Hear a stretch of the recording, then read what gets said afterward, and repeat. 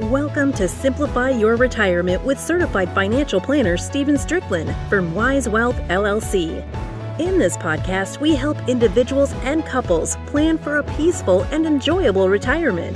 Join us on this journey where we explore the importance of simplifying the retirement planning process, as Stephen, with his years of experience and expertise in retirement income planning, along with guest experts, will help you achieve first wisdom, then wealth. And don't forget to check out the Simplify Your Retirement online course and other great resources at simplifyyourretirement.com. Now, on to the show.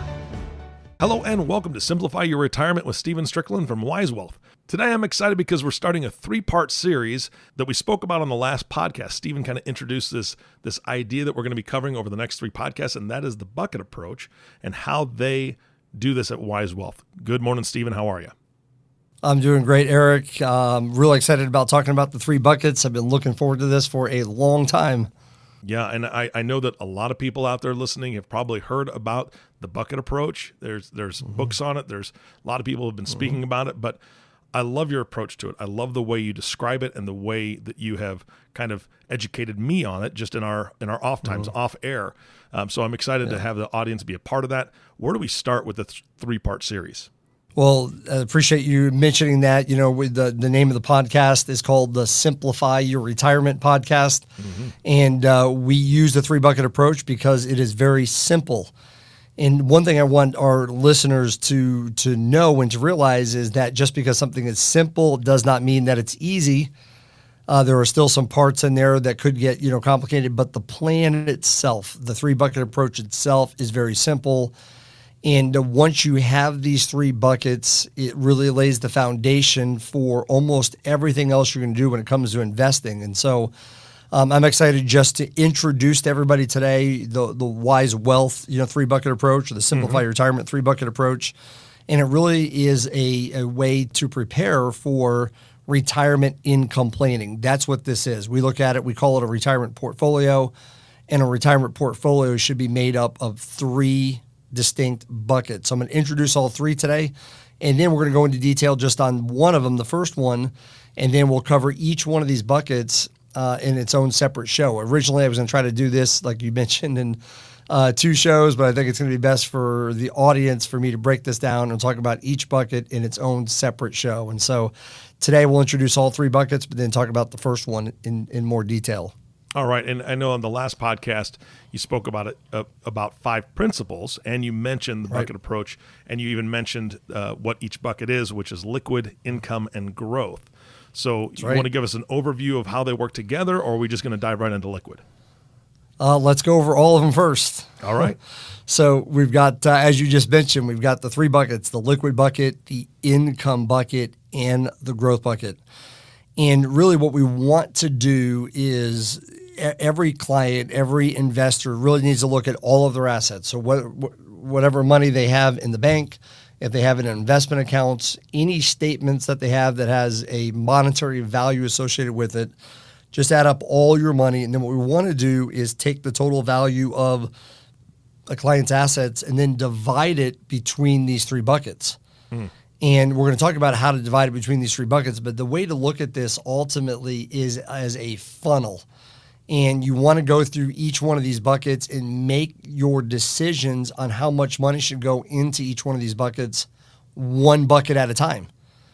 So it's not like you lay these 3 buckets out here and so I'm going to put some money in this one, throw some money in that one, and throw some more into that one and just, hope it all works. That's not the point. The point is you start with the liquid bucket.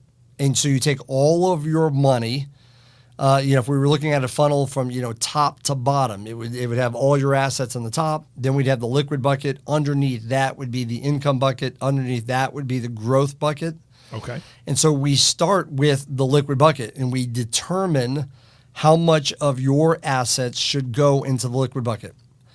Once we know that number, whatever's left over, we determine how much should go into the income bucket. Whatever's left over after we fill up the income bucket goes into the growth bucket, and that's where it stays. And then from the growth bucket, you could take it and pull it back up and fill more into the liquid bucket as you need it, fill more into the income bucket as you need it. but it just goes in that order. It's not like you just throw it all into these three and that's what diversification is. No, you go one at a time. And that's why I want to take each one of these buckets one at a time so you really know what should go in each of the buckets. And we start with the liquid bucket. Yeah, I think that's interesting because I think there's a misconception out there when people kind of hear this system that, well, everything should go in the growth bucket because I want to grow my money. Right. But that's not how this works. And it makes so much sense when you dive into it. So I'm excited to get started. Right.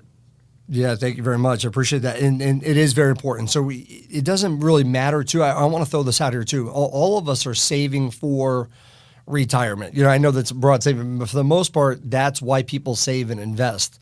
Yeah, we're saving maybe for our kids' college. We may be investing for, to buy a car one of these days. But for the most part, the majority of American savings is to get to a place where one of these days we can retire. We don't have to do the 9 to 5. We don't have to do 40 hours a week. Our investment assets are actually producing the income that we need instead of the manual work.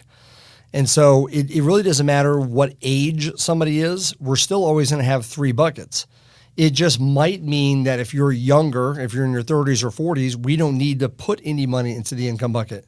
You might always have money in the liquid bucket, in the growth bucket, and none in the income.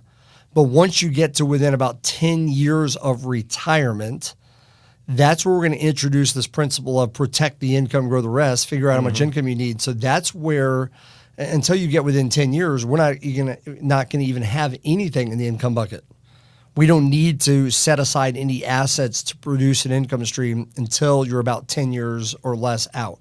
Got it. Okay, so even if someone is, in their 30s or 40s, we might say, okay, everybody, though, needs money in the liquid bucket, which I'm going to get to in just a minute. Everybody needs money in the growth bucket. And then when you're within 10 years, now you need money in all three. So let's talk about what the liquid bucket is. The liquid bucket is there. In the whole idea of the liquid bucket, and I call them rules. There's rules for each one of the buckets that help us determine how much should actually go in here. And so if you go back to what we started this show by talking about is that you're going to fill up these buckets one at a time. So you have to be careful to not put too much in the liquid bucket because if you put too much in there, you're not going to have enough to fill up the other two because you have to go in this order and you have to make your decisions in this order. And it's very important that you make your decisions in this order and you make the decision on how much money should go in each one of these buckets on its own. In other words, irregardless of what you're going to do with your income bucket or growth bucket, you look at the liquid bucket first by itself and you determine how much money should go in there based on these rules. Okay? And the rules for the liquid bucket are, number one, how much money should go in the liquid bucket? It goes by this. Firstly, your emergency fund. Oh, yeah. So that money goes into this first bucket. The money that you need basically in cash to cover you if there was an emergency. Now, while people are working and they have a job, the general financial rule or financial principle is 3 to 6 months of living expenses. And that makes sense. So if I'm talking to someone who's younger, you take your monthly expenses, not your income, but your actual household expenses. You multiply that number by 3 or by 6, and that's a great rule of thumb. I think when you're younger and you're working, you've got kids, you should always have a minimum of 3 to 6 months of living expenses in the liquid bucket, which really is the bank. Yeah. And the reason that rule is there is because if someone were to lose their job, someone's income were to go away, you'd have 3 months or 6 months to continue to pay all your bills, live like you always have while you're looking for another job. That's the reason the rule is always 3 to 6 months. Okay. Yeah, I got to speak to this. This is something that I've experienced just recently. Not a job loss, but you'll understand in a moment. But on the last podcast, you talked about 5 principles of financial planning. And the last one you covered was financial peace comes from having a plan. And that emergency fund, as part of our plan, that's something my wife and I have never done before. We've done that over the last couple of years now. And it was just something that we're like, you know what, we really need to do this instead of relying on an emergency credit card, for instance, which we had before. And Stephen, in the last month, I had to put $3,700 into our car, into the family car. Right. It was one thing after another, and people would say, "Well, we'll just get a different car." Well, no, this is a good car, but we had some expenses come up. I've never been so excited to spend $3,700 only because I wasn't excited about spending it, but we had it in cash. We had it to where we could just. I don't have a debt looming over my head with that now. That's where we always had been before in our lives. But this is done. The car was already paid off, but now all the repairs are paid off. I don't have 22% interest hanging over my head on a credit card that I had to charge things to. So that was, you talk about peace. I was smiling, knowing that it was all taken care of and it wasn't going to hang over my head for the next 5 years. Yep, I love that, Eric. Because most Americans, when they have a car crisis, they also have a financial crisis. Yes. And so, or the water heater breaks down. We don't have just a problem with the water heater at the house. We also have now a financial problem because we didn't have the money to pay for it. And now we have to borrow it and pay it back with interest. So I appreciate you bringing that up. And I'm really glad that you tied it to one of the principles we talked about last time, and that is financial peace comes from having a plan. And that's exactly what this is for, knowing that at all points in times we have a certain amount in cash to cover these sorts of unknowns. There's just a great deal of peace knowing that it's there, it's available. And I also just say to anybody that has an emergency fund, if you have an emergency and you pay for that emergency with the cash, now, next month, your next priority needs to be to get that emergency fund back to where it was. That's right. So you should always, the next month, always live your whole life, if at all possible, having a fully funded emergency fund. And I said it like that because I want to make sure I make this very clear. We always tell our clients, you want to fully fund your emergency fund, but you don't want to overfund it. Okay, so make sure you know what that number is, but don't put too much in there because we're talking about the liquid bucket, and the liquid bucket normally is using bank products, and bank products are great if you want to protect your money, which is what we have to do with your emergency fund. Your emergency fund should not be invested in something that can go up and down in value because you can't have it be worth less than what you need in there at the time that you need it. So normally we're talking about emergency fund. We're talking about in a bank product, something that will keep your money liquid, keep it safe. It's not going to grow that much, but it's just there in case of an emergency, which is total peace of mind. So therefore, you want to fully fund the emergency fund, but just don't overfund it. And by overfunding it, then you're losing money that you could put into these other buckets. You're losing money that you could have to produce an income stream, or you're losing money that could grow. So it's very important to come up with that number. Just don't put too much in there, but don't put too less in there. When someone gets to retirement, okay, this is what is different. So most people get to retirement, and again, it's one of these things that it's a paradigm shift. Something has to change in our mind. We live our whole life with this concept of I have to have an emergency fund for 3 to 6 months expenses. But if you think about it, when you get to retirement age, you're no longer working. Do you really need 3 to 6 months of living expenses in the bank when almost all of your income at this point should be guaranteed? Okay, so in other words, it doesn't mean that it's a bad thing to do, but the whole point of the 3 to 6 months expenses is to cover you if you lost your job, or you didn't have income for that time to find it. So when you get to retirement, it doesn't necessarily have to be this general rule of thumb, 3 to 6 months expenses. Now all of a sudden it becomes something more subjective.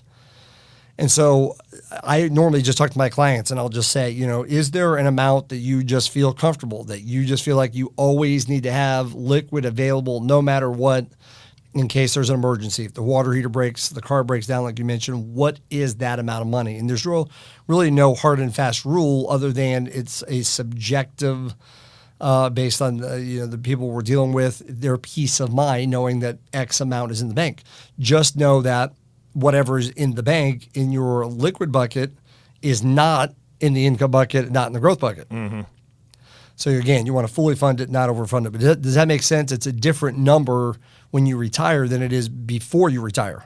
Oh yeah, absolutely. And I think that's a great point. I never even thought about that because I just thought the emergency fund is the emergency fund, but that makes perfect sense because you should have less need for that. And And like you said, Yep. a furnace or water heater or something like that, you may have a few $1,000s in repairs, but it's not going to be 6 months worth of an income stream. So yeah, Right. no, that's great. That's right. So that's the first one. How much money should I put into the liquid bucket? First number you want to put in there is enough to satisfy your emergency fund. Okay. The second thing you want to look through is, do I have any known or planned purchases or expenses in the next 3 to 5 years? So I'm going to say that again because all those words are important. Any known or planned purchases or expenses in the next 3 to 5 years. So, for example, if I were to say that to someone who is getting ready to retire or just retired, I might say to them, do you have any known or planned? So in other words, yes, they might say something like, we're gonna buy a car. I'm going to replace my wife's car. It's going to cost us $25,000. Or, we'd like to help our grandchild, finish college and it's going to cost $40,000. Whatever that number is, that is a known expense. What about that boat? What about the boat we talked about in the last going back podcast? Yeah, that's right. You're going to do everything you can to tell me to tell you yes about this boat. I'm not going to do it. No. Come on, Stephen. I have to be able to share this recording with my wife so she knows. Yeah, that's right. That Stephen says I need a boat. Yeah. Okay, maybe that's not going to happen. I can't get yet. That's right. So, but in other words, if that was the plan, hey, I'm going to buy a boat in 3 years, then I would say, okay, that number needs to go into the liquid bucket. So ultimately, if you think about it, the liquid bucket just means the bucket of money that there is no market risk. We can use, money market accounts. You can use CDs. You can use checking accounts, savings accounts. You could use very, very low risk conservative funds. The whole idea is that the money that's in the liquid bucket is not really going to grow. If we wanted to grow it, it'd be in the growth bucket. This is just to make sure that it's there, because the ultimate goal of a financial plan or retirement income plan is peace of mind. What I want for all of my clients to know is that the emergency fund, regardless of what happens in the stock market, that my money for my emergencies is safe and secure, and anything that I had planned to do or anything that I knew I was going to purchase in the next 3 to 5 years is literally sitting in the bank or sitting in something that has no market risk or very, very low market risk. You talk about peace of mind. So then, therefore, we don't have to worry about the ups and downs on a daily basis in the stock market. We don't have to worry about elections affecting the stock market. We don't have to worry about current events. All of these things that normally you relate to stock market volatility will impact your growth bucket, but it should never impact the liquid bucket. Okay, Stephen, so I have a question for you. I know that you meet with your clients regularly, right? Yes. Whether that's an annual review or quarterly, depending on what their plan is and what their complexity is. But you're talking about 3 to 5 years out, known purchases within the next 3 to 5 years. How difficult or easy is it to address something if you find out? So in other words, let's say that my daughter's talking about getting married now, and that wasn't something that I had thought about in the next 3 to 5 years, but now I want to help her with her wedding. How easy is it to have that, call with you and say, hey, look, we don't know exactly when it's going to be, but we know that a wedding is going to happen, and we'd like to be able to help out. We want to be able to gift them $20,000, $25,000, or whatever for that wedding. Absolutely. Or want to pay for it. Yep. How do we do that in a situation like this if it just kind of comes up? Yep, that's a great question, and so that's exactly when we would want to hear from our clients. So, for example, we were constantly reminding our clients of what we call the 5-year rule. If you need the money within 5 years, we need to know, because then we're going to put it into the liquid bucket. If it's 5 years or longer or unknown, we're going to leave it in the growth bucket. So this would be an example where, we would encourage our clients to let us know as soon as possible. So therefore, let's say that you were my client and you asked me that question. I would say, okay, how much money do you think you're going to spend for this wedding? Let's come up with that amount of money, and then we're just going to change the way that portion of your investment is invested. We're going to change that portion so that your daughter knows that no matter what happens, you're going to have this money to prepare for a wedding. That's what we're talking about.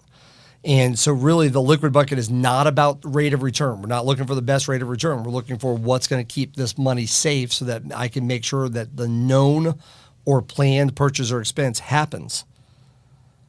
Okay, so we want to take that money and set it aside into the liquid bucket, which again, the liquid bucket doesn't necessarily mean a particular place. It just means how the money is going to be invested. It's going to be invested in something that is liquid, and it's going to be invested in something that is safe. Got it.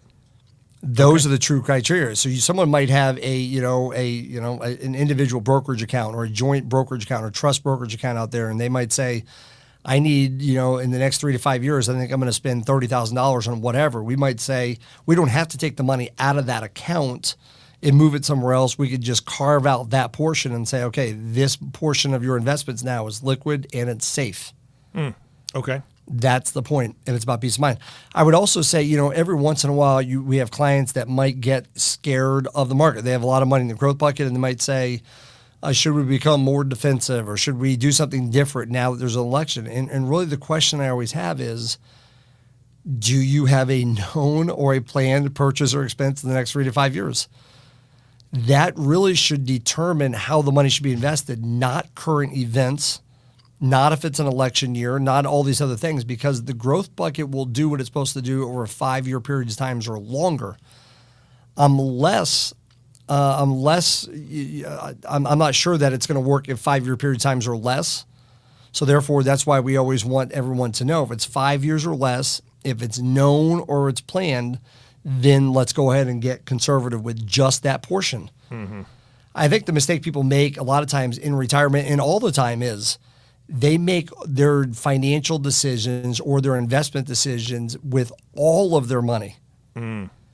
That does not make sense to me. So if you want to get conservative, if you're worried about the market, what are you worried about the market for? Is it because you're afraid it's not going to give you the income you need? Are you afraid because you think that you're not going to be able to do this thing that you wanted to do in the next 3 years? Or are you afraid because you actually don't think it's going to give you a positive return over the next 5 years? Most people are not worried about the last one. They're worried about the other two.